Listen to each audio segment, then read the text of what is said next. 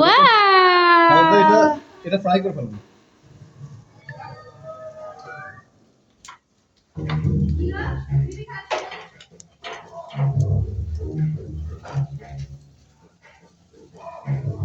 কয়লা যেমন ধরছে।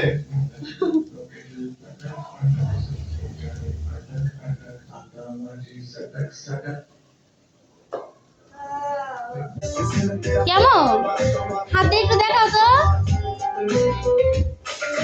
এমনে আমার মোবাইল সাউন্ড